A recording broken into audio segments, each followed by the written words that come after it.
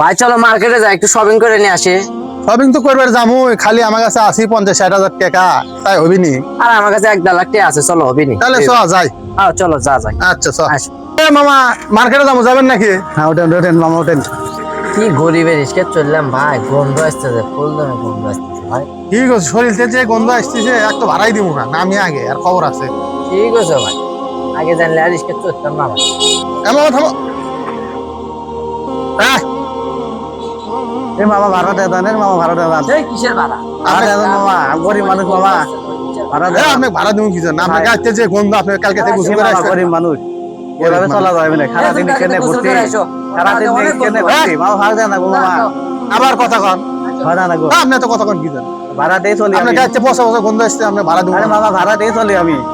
আপনি কিসের ভাড়া দেবেন? আপনার গাড়িতে কি পচা পচা গন্ধ আপনি জানান? কালকে ডেটল সামান দিয়ে গোসল করে তার পাশে গাড়ি না বাড়াবে। রে মামা গরিব মানুষ ভাড়া দেয় না। আবার একটু কথা কন কি জন্য? ভাড়া দেয় না গো মামা, আবার কোন ভাড়া দেওয়া লাগবে? ভাড়া দেয় না গো মামা, বেশি কথা কইলে কিন্তু মামা ভাড়া যাও তো, যাবে। তুমি যাও তো, যাও তো, আসো। ভাড়া দেয় না গো মামা। 1 টাকা দিতে হবে না, আপনি জান। মামা দেয় না গো। কিনি ছাড়ো, গন্ধ যাও। যাও, তুমি যাও। এ ভাই কি হচ্ছে জায়গা, এটা হচ্ছে কি ভাই? একটু বলেন তো কি সমস্যা কি? আমার সারাদিন নিয়ে ঘুরছে, আমাকে ভাড়া দিচ্ছে না, কারণ কি? আমি তো আমার গাঁও বন্ধ করেছে, গরিব মানুষ আমি, এই কথা করছে ভাই, কথা কি সঠিক? আরে ভাই জানেন না গাড়িতে কি পচা পচা কি গন্ধ পরিমাণ আসছে। গন্ধ আর ভাড়া দিব কইতে সারা ঘাড়া পেটে গ্যাস হয়ে আছে ভাই। আর আপনার মতামত কি চাইলে? আমি ভাড়া চাই, আমি আমার গরিব মানুষ যা গাঁও বন্ধ করেছে তাতে কি আছে?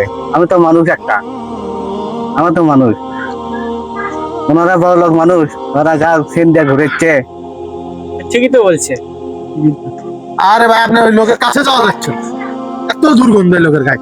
ঠিক আছে, তাই করো। আচ্ছা ভাই শুনেন শুনেন ভাই, ঠিক আছে সবই বুঝলাম, শুনেন ওনার গায়েতে ঘাম বাড়ুক না গন্ধ বাড়াক যাই বাড়াক বাড়াক, ওনার যে ন্যায্য মূল্যটা, এটা হাদিসে আসে যে ঘাম শুকানোর আগেই তাকে ন্যায্য মূল্য দিতে হবে। এই বিষয়ে হয়তো কিছু জানেন, হ্যাঁ অবশ্যই জানি। তাহলে আপনার উচিত হবে ওনার যাই কিছু ওনার হয়ে যাক, ওনাকে ওনার ভাড়াটা ওনাকে দিতে হবে।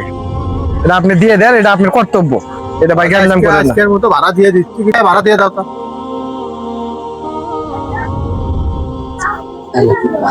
যাও।